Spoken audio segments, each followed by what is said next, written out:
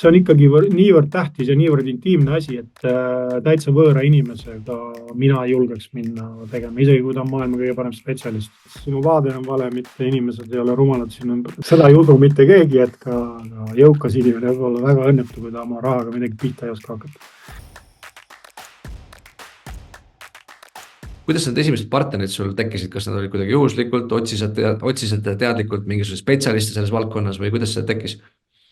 Juhus on mänginud suurt rolli. Keda esimesed ettevõtted ma tegin koos sõpradega, keda ma ülikooli ajast tundsin ja usaldasin ja kes mõtlesid samamoodi nagu mina ja me tunnetasime üksteist hästi.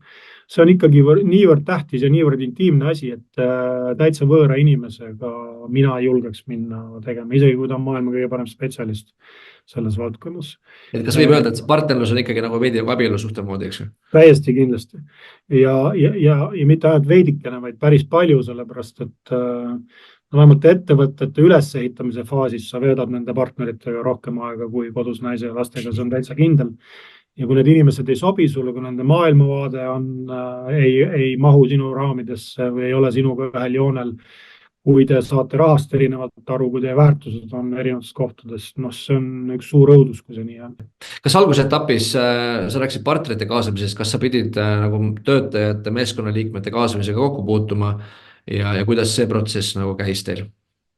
Ikka, et alguses pead ju kõigega kokku puutuma, läbi mõtlema, et täpselt sama oluline, kui on sul äripartneri valik ja sama palju, kui on nagu õnne osakaal seal äripartneri valikus, on sul tegelikult nagu hea meeskonna ehitamisel ka, et kõik hakkab inimestest, ükskõik kui tehnoloogiline su ettevõte on, ükskõik kui palju sa neid protsesse automatiseerida või digitaliseerida saad, tegelikult nagu sa ei saa inimesest üle ega ümber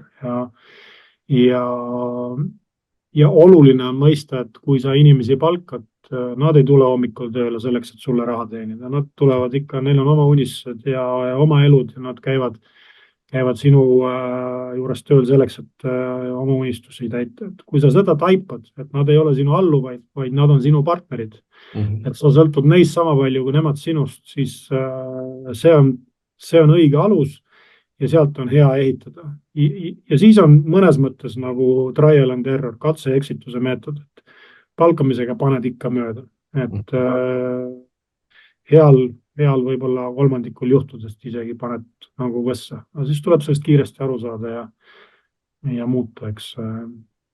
Räägime delegeerimisest ka, et ma tean, et paljud ettevõtjad on sellised väga kõhklevad delegeerimisel ja kardavad seda, et teised ei saa sama hästi hakkama kui mina. Et kuidas sul see delegeerimine on välja tulnud ja kuidas see ajas on muutunud? Mul on selline tunne, et mida laisem inimene, seda parem delegeerija, sest elu nõuab. Jah, et nendest tulevad väga head juhid või väga head leiutajad või innovaatorid. Ei viitsi ise põrandat pühkida, siis mõtled roboti välja. Ja ei tahaks hommikul nii vara ärgata, siis pead välja mõtlema, et kes selle hommiku otsa töö nagu võiks sinu asemel ära teha. Ma loodan, et see ei ole päris see, et kohusetunne mängib su kahjuks lõpuks elus. Ei, ja see ei saa olla ka niimoodi, et sa oma vastutuse eest põgened, oma roll tuleb ära kanda, aga kui sa juba oled otsustanud, et sa teed suurt ettevõtet, siis tegelikult on otsustatud, et sa pead palkama ja võtma omale inimesi. Kui sa juba inimesi võtad, siis võta neid, kes on sinust targemad ja võimekamad. Ja kui sa oled endast targemad ja võimekamad palganud ja ei anna neile ruumi, ei lase neil otsustada ja vigu teha, siis ei ole mõtet, siis on see täis raiskamine, siis pole mõtet neid palgata. Eesti juhtide võib-olla häda või eelmiste põlvkondade juhtide häda paljuski on see, et juhid peavad ennast kõige targemaks, aga mida varem me omanike juhtidena aru saame, et nii palju targemaid ja nutikamaid inimesi on meie ümber, kes seda tööd, mida me siin pusime, teeksid meist palju-palju paremini, seda parem. Oli sul ka algusaegadel nagu raskusi delegeerimisega, et ikkagi oli natuke see tunne, et okei, ma annan küll, aga ma teeks ise nagu paremini või see läks? Ja ikka. No ikka päris pikalt on see tunne, et kuidas see maailm, kuidas ma olen ümbritsetud ainult lollidest. Kuni sa saad aru, et sinu vaade on vale, mitte inimesed ei ole rumalad sinu ümber. Et kindlasti oli ja see tahab ka õppimist ja mõnes mõttes sa pead vastu näppe saama selle protsessi käigus, kuskilt pead haiget saama, et sa aru saaks, et sa valesti käitud.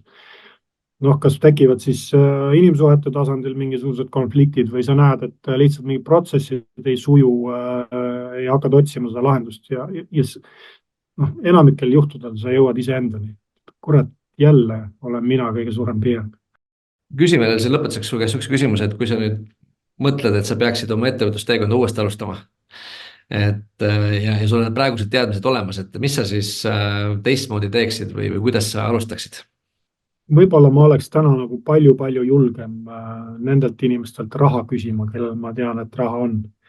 kuidagi see teise inimese juurde mingi pakkumise tegema minemine, mis on rahaga seotud, ma mäletan algusaastatel see oli nii, kuidagi tundus nii ebaloomulik ja, ja tundus sihuke, et lähen käsi pikal vaene mees paluma rikkalt mehelt mingit teenet. Seal ma oleksin palju julgem, oleks suutnud võib-olla veel kiiremini liikuda, sest ettevõtjad on ainukesed, kellel on see salapärane nagu võime rahast raha teha ja investoreid on maailm täis, kes otsivad neid kohti, mis tootlust pakuvad. Ja sa teed tavaliselt teene sellele investorile, kui sa tema raha mingi toreda projektiga kokku viid ja seda ei pea häbenema. Just. Et enamus inimesed teavad seda probleemi, kui raha ei ole, aga nad ei tea seda, et sama suur probleem on see, kui raha on palju ja sa ei tea, kuhu seda investeerida. Ja absoluutselt, see on täpselt. Seda ei usu mitte keegi, et ka jõukas inimene võib olla väga õnnetu, kui ta oma rahaga midagi pihta ei oska hakata.